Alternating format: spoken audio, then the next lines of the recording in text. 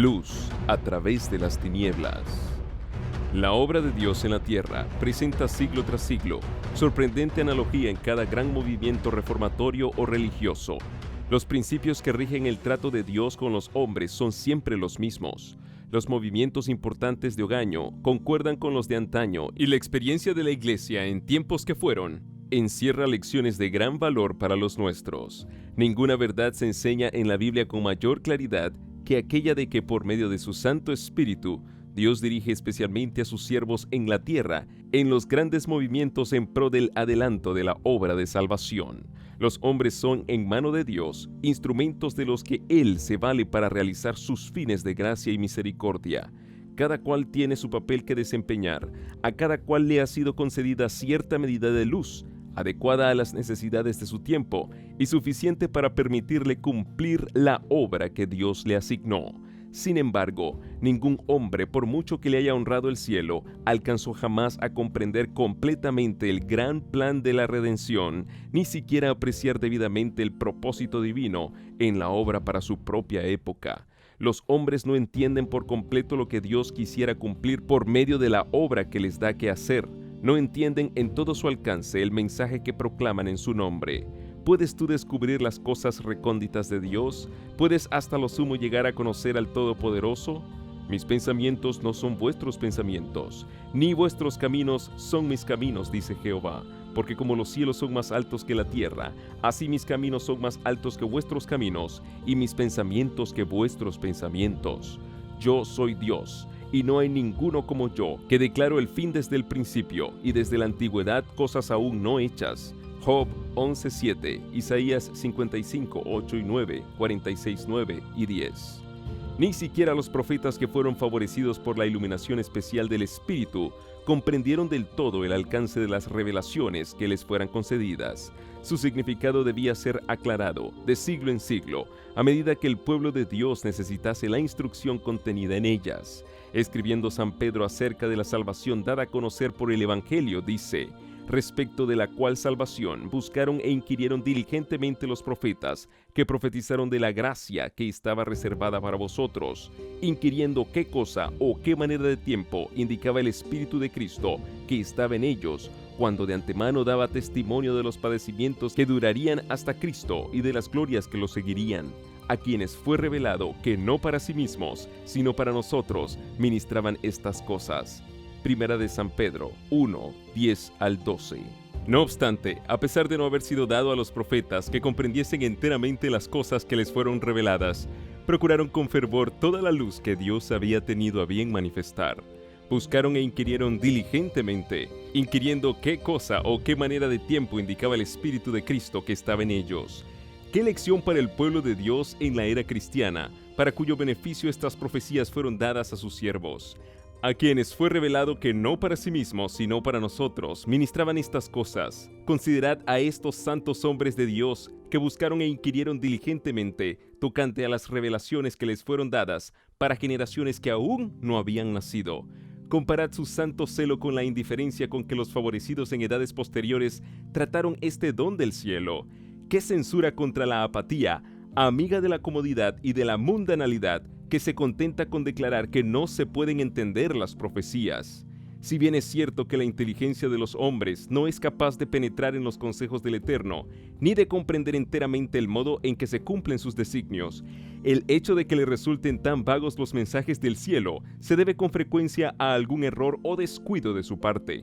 A menudo la mente del pueblo y hasta de los siervos de Dios es ofuscada por las opiniones humanas, las tradiciones y las falsas enseñanzas de los hombres, de suerte que no alcanzan a comprender más que parcialmente las grandes cosas que Dios reveló en su palabra. Así les pasó a los discípulos de Cristo, cuando el mismo Señor estaba con ellos en persona. Su espíritu estaba dominado por la creencia popular de que el Mesías sería un príncipe terrenal que exaltaría a Israel a la altura de un imperio universal, y no pudieron comprender el significado de sus palabras cuando les anunció sus padecimientos y su muerte. El mismo Cristo los envió con el mensaje: se ha cumplido el tiempo y se ha acercado el reino de Dios. Arrepentíos y creed el Evangelio. Marcos 1:15. El mensaje se fundaba en la profecía del capítulo 9 de Daniel, El ángel había declarado que las 69 semanas alcanzarían hasta el Mesías príncipe, y con grandes esperanzas y gozo anticipado, los discípulos anhelaban que se estableciera en Jerusalén el reino del Mesías, que debía extenderse por toda la tierra. Predicaron el mensaje que Cristo les había confiado, aun cuando ellos mismos entendían mal su significado. Aunque su mensaje se basaba en Daniel 9:25, no notaron que, según el versículo siguiente del mismo capítulo, el Mesías iba a ser muerto. Desde su más tierna edad, la esperanza de su corazón se había cifrado en la gloria de un futuro imperio terrenal, y eso les cegaba la inteligencia con respecto tanto a los datos de la profecía como a las palabras de Cristo. Cumplieron su deber presentando a la nación judaica el llamamiento misericordioso y luego, en el momento mismo en que esperaban ver a su Señor ascender al trono de David, le vieron aprendido como un malhechor, azotado, escarnecido y condenado, y elevado en la cruz del Calvario. Qué desesperación y qué angustia no desgarraron los corazones de esos discípulos durante los días en que su Señor dormía en la tumba.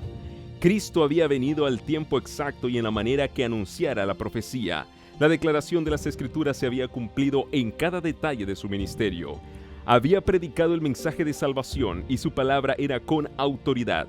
Los corazones de sus oyentes habían atestiguado que el mensaje venía del cielo. La palabra y el Espíritu de Dios confirmaban el carácter divino de la misión de su Hijo. Los discípulos seguían aferrándose a su amado Maestro con afecto indisoluble, y sin embargo sus espíritus estaban envueltos en la incertidumbre y la duda.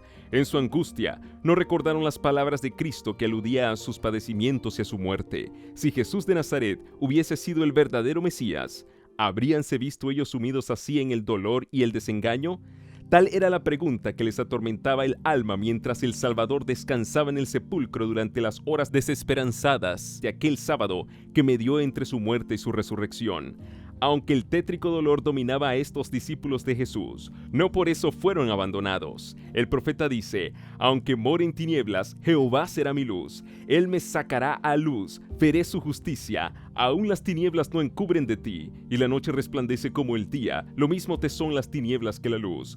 Dios había dicho: para el recto se levanta luz en medio de tinieblas, y conduciré a los ciegos por un camino que no conocen, por senderos que no han conocido los guiaré. Tornaré tinieblas en luz delante de ellos, y los caminos torcidos en vías rectas. Estas son mis promesas, las he cumplido, y no las he dejado sin efecto. Miqueas 7, 8, 9, Salmo 139, 12, 112, 4, Isaías 42, 16. Lo que los discípulos habían anunciado en nombre de su Señor era exacto en todo sentido, y los acontecimientos predichos estaban realizándose en ese mismo momento. Se ha cumplido el tiempo y se ha acercado el reino de Dios. Había sido el mensaje de ellos. Transcurrido el tiempo, las 69 semanas del capítulo 9 de Daniel, que debían extenderse hasta el Mesías, el ungido. Cristo había recibido la unción del Espíritu después de haber sido bautizado por Juan en el Jordán, y el reino de Dios, que habían declarado estar próximo, fue establecido por la muerte de Cristo. Este reino no era un imperio terrenal, como se les había enseñado a creer. No era tampoco el reino venidero e inmortal, que se establecerá cuando el reino y el dominio y el señorío de los reinos por debajo de todos los cielos será dado al pueblo de los santos del Altísimo. Ese reino eterno, en que todos los dominios le servirán y le obedecerán a él. Daniel 7:27. La expresión reino de Dios, tal cual la emplea la Biblia, significa tanto el reino de la gracia como el de la gloria. El reino de la gracia es presentado por San Pablo en la Epístola a los Hebreos, después de haber hablado de Cristo como del intercesor que puede compadecerse de nuestras flaquezas. El apóstol dice: lleguémonos pues confiadamente al trono de la gracia, para alcanzar misericordia y hallar gracia. Hebreos 4:16. El trono de la gracia representa el reino de la gracia, pues la existencia de un trono envuelve la existencia de un reino. En muchas de sus parábolas, Cristo emplea la expresión el reino de los cielos para designar la obra de la gracia divina en los corazones de los hombres. Asimismo, el trono de la gloria representa el reino de la gloria, y es este reino al que se refería el Salvador en las palabras: cuando el Hijo del Hombre venga en su gloria y todos los santos ángeles con él, entonces se sentará sobre el trono de su gloria y serán reunidas delante de él todas las gentes. Mateo 25, 31 y 32. este reino está aún por venir. No quedará establecido sino en el segundo advenimiento de Cristo. El reino de la gracia fue instituido inmediatamente después de la caída del hombre, cuando se ideó un plan para la redención de la raza culpable. Este reino existía entonces en el designio de Dios, y por su promesa y mediante la fe, los hombres podían hacerse sus súbditos. Sin embargo, no fue establecido en realidad hasta la muerte de Cristo. Aún después de haber iniciado su misión terrenal, el Salvador, cansado de la obstinación e ingratitud de los hombres, habría podido retroceder ante el sacrificio del Calvario. En Getsemaní, la copa del dolor le tembló en la mano. Aún entonces hubiera podido enjugar el sudor de sangre de su frente y dejar que la raza culpable pereciese en su iniquidad. Si así lo hubiera hecho, no habría habido redención para la humanidad caída.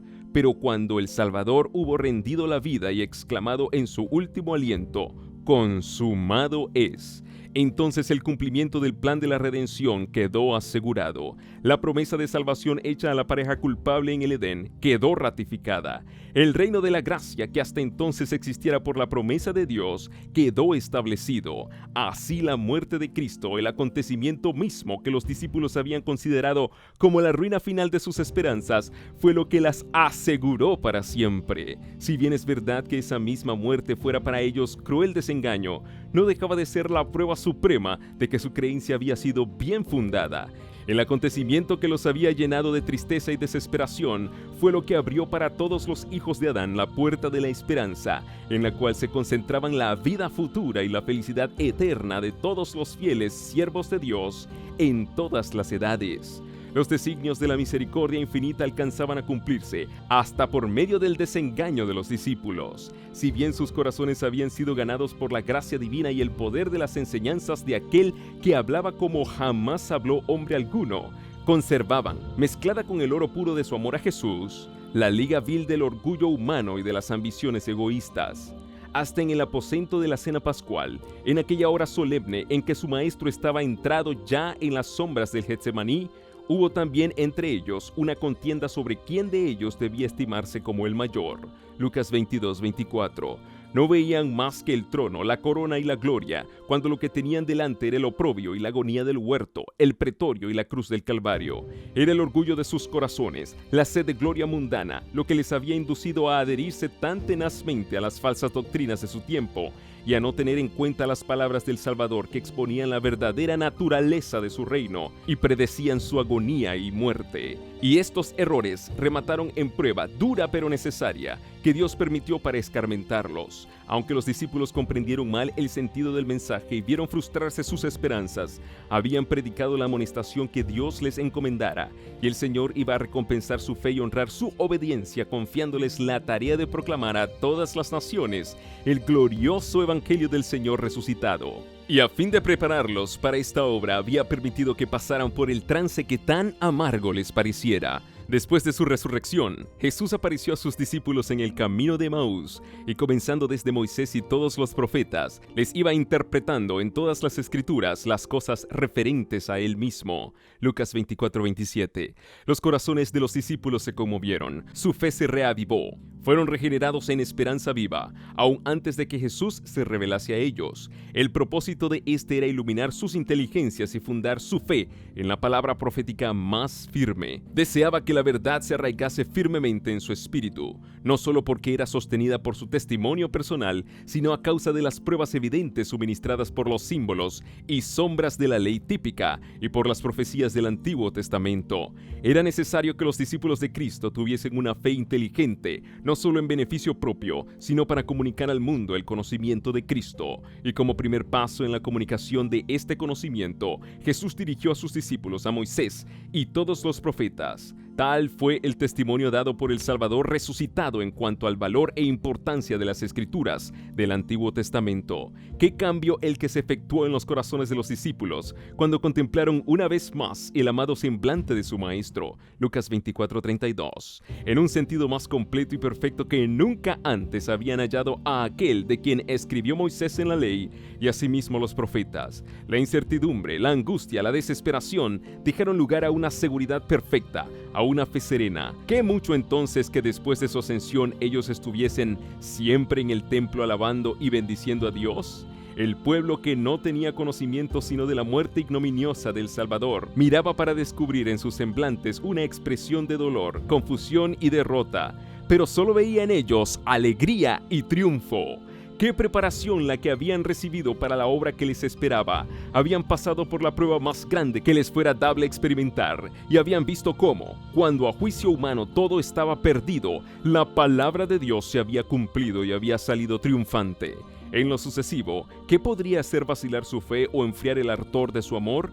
En sus penas más amargas ellos tuvieron poderoso consuelo, una esperanza que era como ancla del alma, segura y firme. Hebreos 6, 18 y 19. Habían comprobado la sabiduría y el poder de Dios y estaban persuadidos de que ni la muerte, ni la vida, ni los ángeles, ni los principados, ni poderes, ni cosas presentes, ni cosas por venir, ni lo alto, ni lo bajo, ni ninguna otra cosa creada podría apartarlos del amor de Dios que es en Cristo Jesús, Señor nuestro. En todas estas cosas decían, somos vencedores y más aún por medio de aquel que nos amó. La palabra del Señor permanece para siempre. ¿Y quién es el que condena? Cristo Jesús es el que murió, más aún el que fue levantado de entre los muertos, el que está a la diestra de Dios, el que también intercede por nosotros. Romanos 8:38, 39, 37. Primera de Pedro 1:25, Romanos 8:34. El Señor dice, nunca jamás será mi pueblo avergonzado. Joel 2:26. Una noche podrá durar el lloro, mas a la mañana vendrá la alegría. Salmos 35. Cuando en el día de su resurrección estos discípulos encontraron al Salvador y sus corazones ardieron al escuchar sus palabras, cuando miraron su cabeza, sus manos y sus pies, que habían sido heridos por ellos, cuando antes de su ascensión Jesús les llevara hasta cerca de Betania y levantando sus manos para bendecirlos, les dijera, id por todo el mundo, predicad el evangelio a toda criatura, y agregara, he aquí yo estoy con vosotros todos los días hasta el fin del mundo. Marcos 16:15, Mateo 28:20. Cuando en el día de Pentecostés descendió el Consolador prometido, y por el poder de lo alto que les fue dado, las almas de los creyentes se estremecieron con el sentimiento de la presencia de su Señor, que ya había ascendido al cielo. Entonces, aunque la senda que seguían, como la que siguiera su Maestro, fuera la senda del sacrificio y del martirio, ¿habrían ellos acaso cambiado el ministerio del Evangelio de gracia con la corona de justicia que habían de recibir a su venida por la gloria de un trono mundano que había sido su esperanza en los comienzos de su discipulado? Aquel que es poderoso para hacer infinitamente más de todo cuanto podemos pedir y aún pensar, les había concedido con la participación en sus sufrimientos, la comunión de su gozo, el gozo de llevar muchos hijos a la gloria, dicha indecible, un peso eterno de gloria, al que dice San Pablo, nuestra ligera aflicción, que no dura sino por un momento, no es digna de ser comparada. Lo que experimentaron los discípulos que predicaron el Evangelio del Reino cuando vino Cristo por primera vez, tuvo su contraparte en lo que experimentaron los que proclamaron el mensaje de su segundo advenimiento. Así como los discípulos fueron predicando, se ha cumplido el tiempo y se ha acercado el reino de Dios. Así también Miller y sus asociados proclamaron que estaba a punto de terminar el período profético más largo y último de que hablaba la Biblia, que el juicio era inminente y que el reino eterno iba a ser establecido. La predicación de los discípulos en cuanto al tiempo se basaba en las 70 semanas del capítulo 9 de Daniel.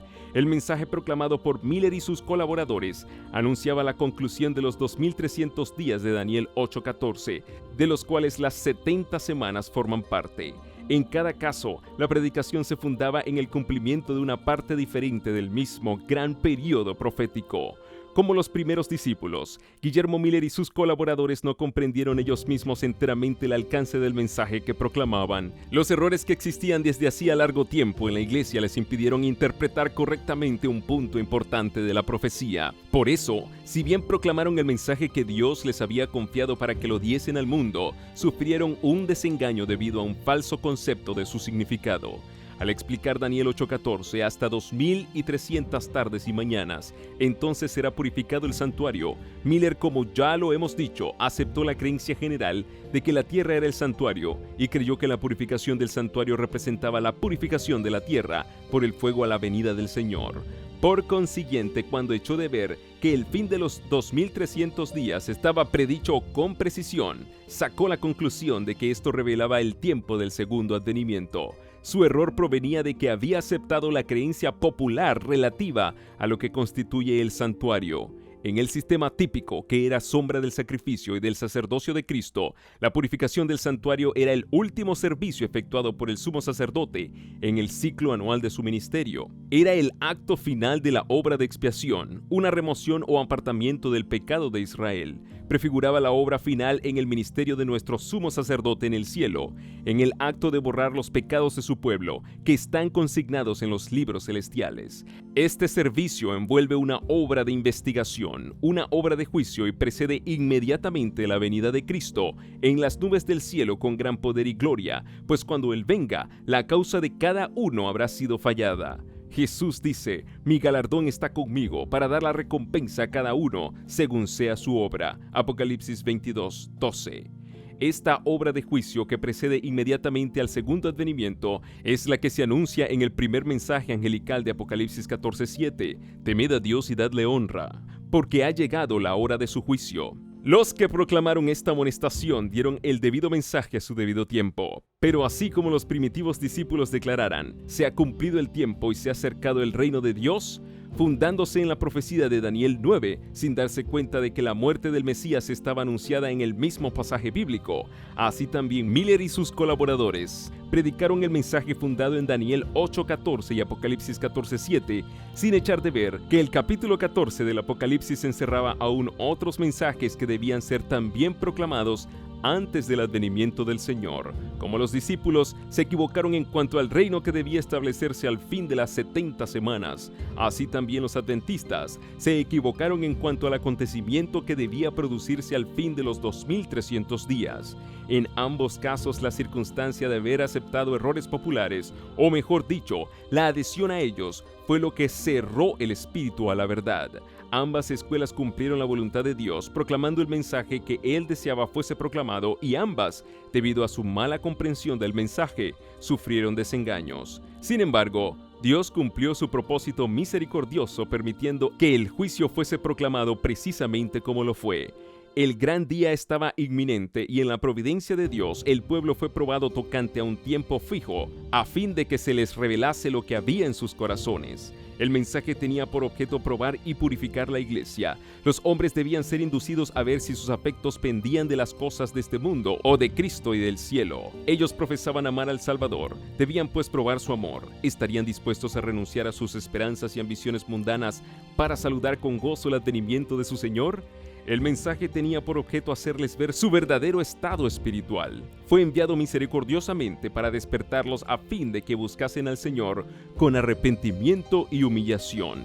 Además, si bien el desengaño era resultado de una comprensión errónea del mensaje que anunciaban, Dios iba a predominar para bien sobre las circunstancias. Los corazones de los que habían profesado recibir la amonestación iban a ser probados. En presencia de su desengaño, se apresurarían ellos a renunciar a su experiencia y a abandonar su confianza en la palabra de Dios, o con oración y humildad procurarían discernir en qué puntos no habían comprendido el significado de la profecía.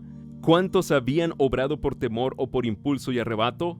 ¿Cuántos eran de corazón indeciso e incrédulo? Muchos profesaban anhelar el advenimiento del Señor, al ser llamados a sufrir las burlas y el oprobio del mundo, y la prueba de la dilación y del desengaño. ¿Renunciarían a su fe? Porque no pudieran comprender luego los caminos de Dios para con ellos, ¿rechazarían verdades confirmadas por el testimonio más claro de su palabra? Esta prueba revelaría la fuerza de aquellos que con verdadera fe habían obedecido a lo que creían ser la enseñanza de la palabra y del Espíritu de Dios. Ella les enseñaría cómo solo tal experiencia podía hacerlo, el peligro que hay en aceptar las teorías e interpretaciones de los hombres, en lugar de dejar la Biblia interpretarse a sí misma. La perplejidad y el dolor que iban a resultar de su error producirían en los hijos de la fe el escarmiento necesario. Los inducirían a profundizar aún más el estudio de la palabra profética.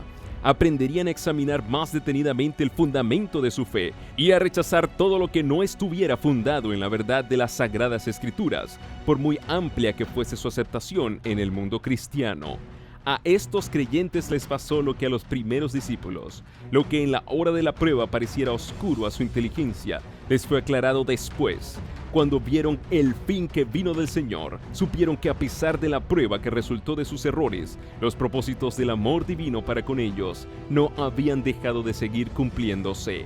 Merced a tan bendita experiencia, llegaron a saber que el Señor es muy misericordioso y compasivo, que todos sus caminos son misericordia y verdad para los que guardan su pacto y sus testimonios.